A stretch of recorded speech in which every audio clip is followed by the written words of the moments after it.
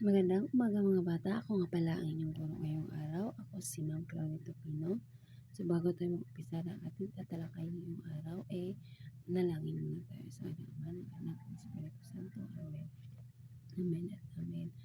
So ngayon, mga bata, kumusta kayo? Kumain ba bago pumunta ng eskwelahan? Mabuti.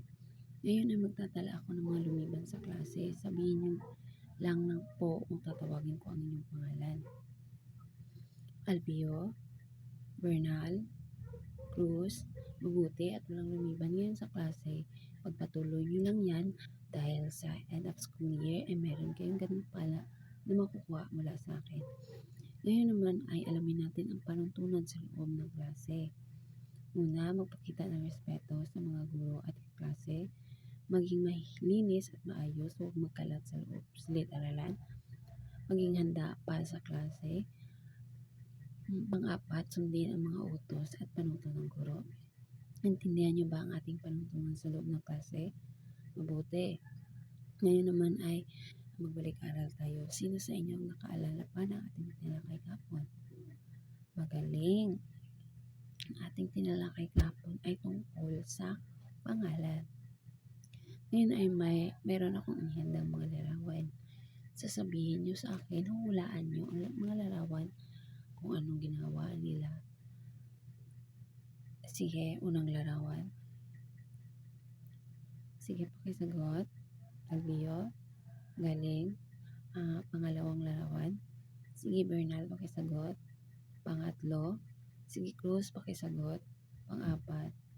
Sige, Kenneth, pakisagot. Magaling. Ano ang inyong napansin sa mga larawan na aking ipinakita? Sige, Kenneth, pakisagot. Tumpak. Ano ang mga ginagawa ng bawat tao sa larawan? Sige, Albio, pakisagot. Magaling, Albio. Anong bahagi ng pananalita ang ginagamit? Sige, Bernal, pakisagot. Mabuti. Magaling. Mga-apat, sa inyong palagay, ano ang ating tatalakay ngayong araw? Sige, Kenneth, pakisagot. Tama, ang ating tatalakay ngayong araw ay ang wastong paggamit ng pandiwa sa pagkikipag-usap sa iba't ibang sitwasyon.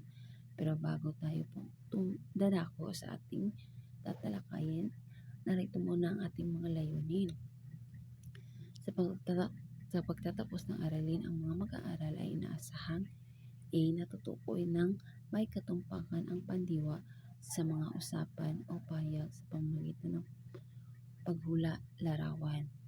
B. May ipapakita ng may pagninilay ang pagpapahalaga sa angkop na gamit ng pandiwa sa iba't ibang sitwasyon ng pakikipag-usap sa pamamagitan ng interaktibong talakayan at nakabubuo ng may kausayan sa maikling usapan gamit ang wastong pandiwa sa pamamagitan ng dula-dulaan.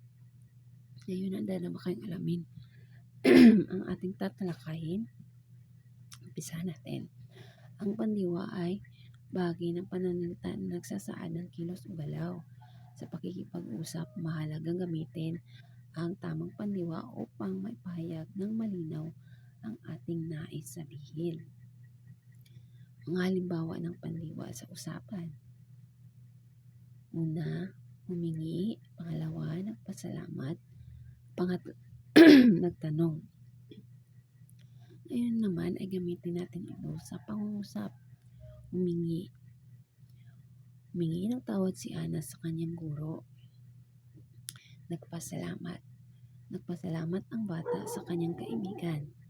Nagtanong. Nagtanong si Luis tungkol sa proyekto. Ngayon ay may dalawang klase ng pakikipag-usap. By formal at di formal.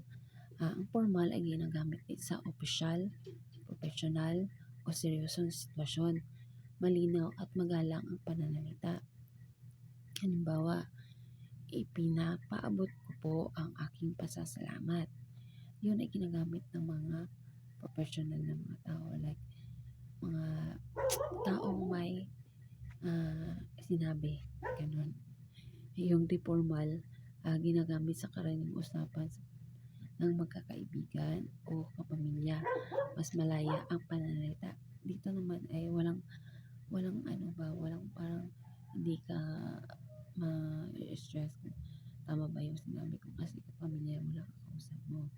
Meron akong halimbawang ibibigay. Salamat ha. Parang diretso lang, diretso. Walang paligoy-ligoy yung usapan. So, naintindihan nyo ba ang ating tinalakay mga bata? Magaling. Ngayon ay dito naman tayo sa pangkatang gawain.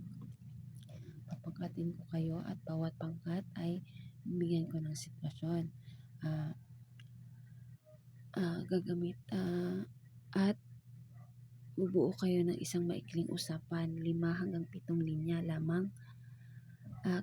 Gamitan nyo ito ng wasong pandiwa. Isasaluran nyo ito sa harap ng klase. Siguraduhin malinaw ang pagkabigkas, may damdamin at maang kilos. Gamitin din ang angkop ng uri pananalita, formal o di formal, ayon sa sitwasyon. Husgan ito ng base sa rubrics. Unang grupo, estudyanteng humingi ng paumanhin sa guro. Pangalawang grupo, anak na nagtatanong kay nanay. Pangatlong grupo, mamimiling nagtatanong sa tendera. Pang-apat, nagsusumbong sa kapitan ng barangay. So, bibigyan ko kayo ng 10 minuto para planuhin ang inyong gawain. Tapos na ba mga bata? Ngayon ay isasadulan nyo sa harap ng klase. Magaling mga bata, lahat ng inyong ginawa ay tama. Ngayon bibigyan ko kayo ng 20 puntos bawat grupo. Ngayon naman ay dumako naman tayo sa ating pagsusulit. Umili ng tamang pandiwa mula sa kahon at isulat ito sapat lang upang mabuo ang tamang usapan. Ngayon ay bibigyan ko ng 5 minuto para sagutin ng tama ang aking inihandang pagsusulit.